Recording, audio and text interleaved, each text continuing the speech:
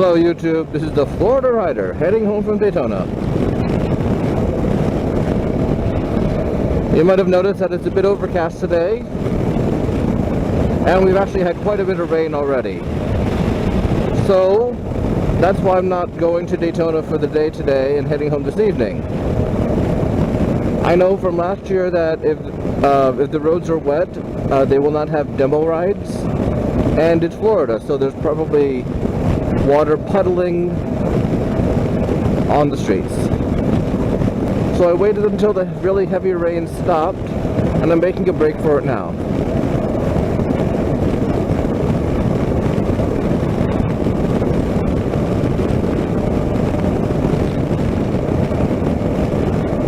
According to the weather radar, the rain's going just north of I-4. So if I stay on I-4 or just south of it, I should be able to miss it. Of course, I don't know if anyone's told the rain not to cross I-4, so I probably will at one point get wet. That's okay though, I'm heading home, and it's in the mid to high 70s right now, so it won't be too bad.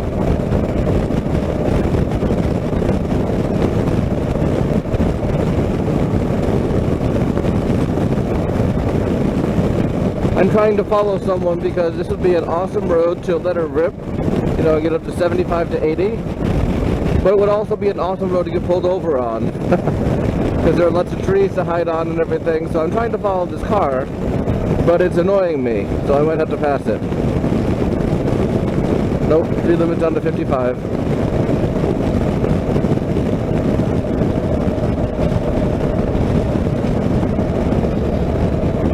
Yay, they're turning. Okay, so let's take a look back at the bikes that I rode. I rode 5 bikes yesterday, had a great time. Let's see, the first one was the V-Strom 650.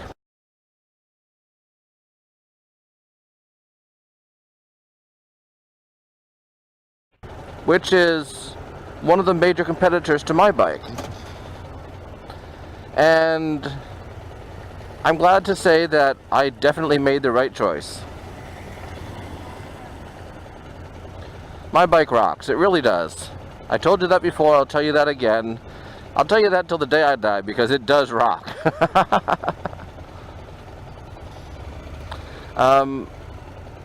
They were completely different bikes, especially in the seating position.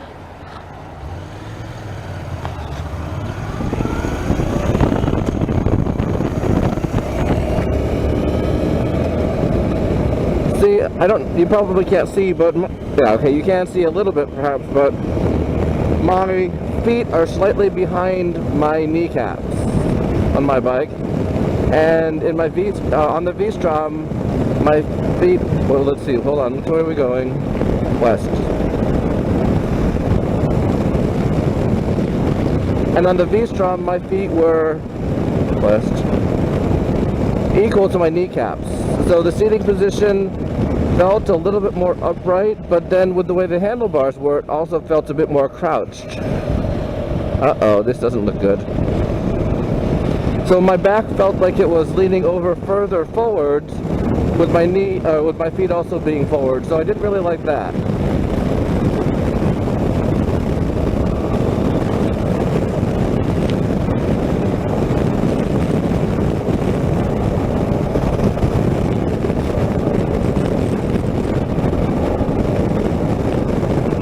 The instrumentation on the V-Strom was part digital and part analog, which I don't really care about because I could really care less what the dashboard looks like. It doesn't really do anything to add to the ride. It was a bit confusing though because it had a little gear, well, it had a little indicator that told me what gear I was in. And I don't really need to know that. I can tell if I'm in the right gear or the wrong gear. I don't know if I need to be in second or first or whatever, but I mean, I just know when I'm in the wrong gear. The V-Strom had like a 10,005 or higher red line, So it was quicker off the line than my bike, but I didn't buy this to be quick off the line. I mean, my bike is no slouch. It won't keep up to a sports bike, but it'll get me there in just about the same amount of time.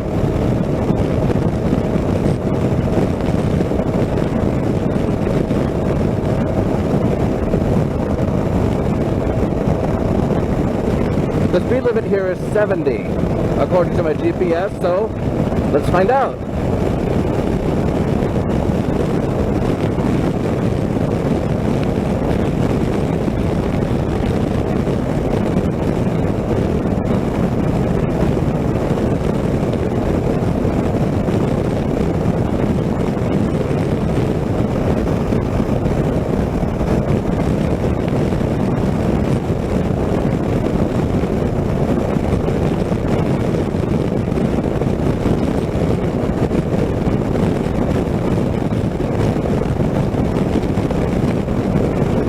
There weren't really any drawbacks about the V-Strom, other than of course not having a frunk. But then what else does have a frunk? Anyway, yeah, I mean the V-Strom and my bike are essentially similar. I also wanted to go ahead and demo the Kawasaki Versys, which is the Kawasaki version of my bike, also without a frunk, but I wasn't able to. That seemed to be a very popular bike, and so it was booked for the entire day. Gosh, it's windy out here.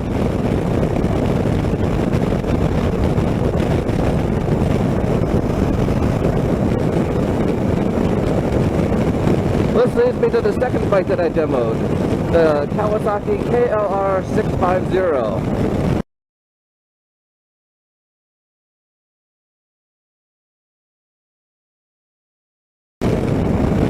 And all I can say is, oh my god, it was terrifying. I had never ridden anything like that before. Now, I don't know what to call it. I call it a supermoto because it's a 650 and it's shaped to go off-road. Mr. Sparky Aprilia told me on Instagram that it's a tourer. No, sorry, an adventurer or adventure bike, which is fine, okay. I can see that. You can go into the woods and have a good time on that in the mud, probably. So, I'll just call it a dual-purpose bike. Although, for me, it was definitely not a bike I would even consider buying after riding it.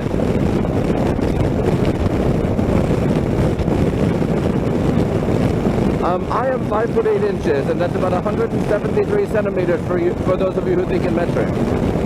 And I could barely touch the ground on that bike. I'm going to have to wave to you, fellow motorcyclists. It's too windy out here.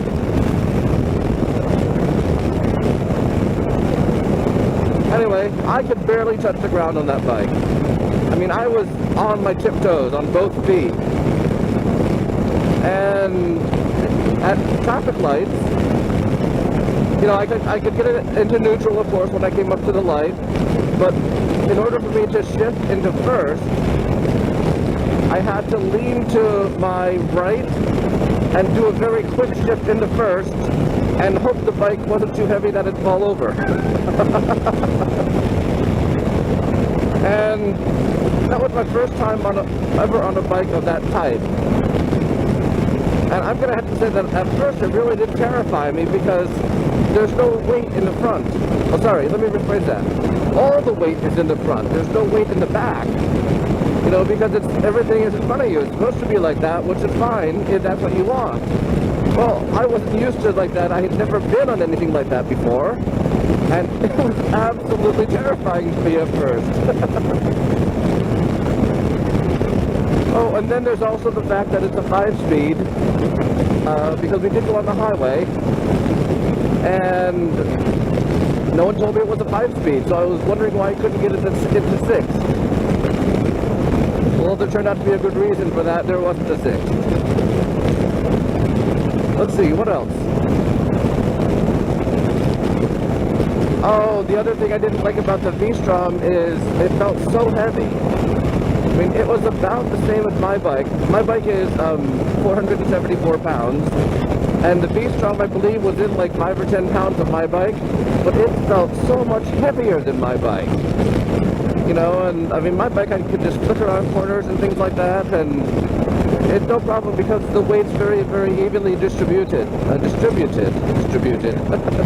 The weight is very evenly distributed.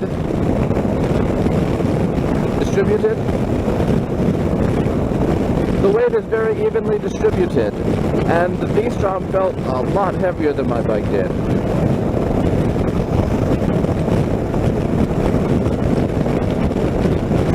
I got better on the KLR as the ride progressed. I think it might have been about 20-25 minutes or so, and I got better on it and less terrified. But boy, was I glad to get off that sucker. And like I said, I mean, I'm not dissing the bike. I'm just saying that it wasn't the bike for me.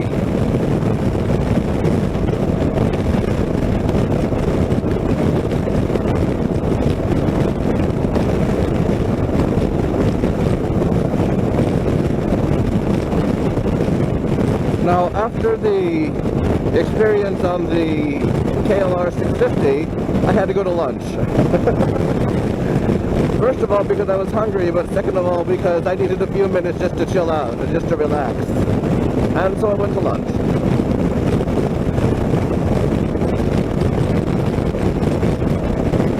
When I came back from lunch, the plan was to ride a Harley and then go back to Yamaha for my 3 o'clock appointment, but the line at Harley was way too long. What you have to do is you have to go ahead and shove your driver's license into some kind of reader type thing, and it checks to make sure you have a bike endorsement.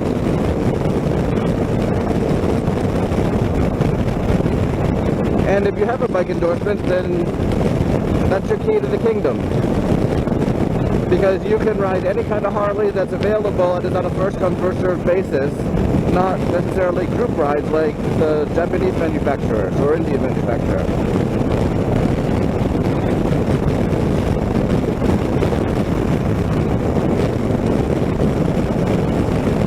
And here comes the rain.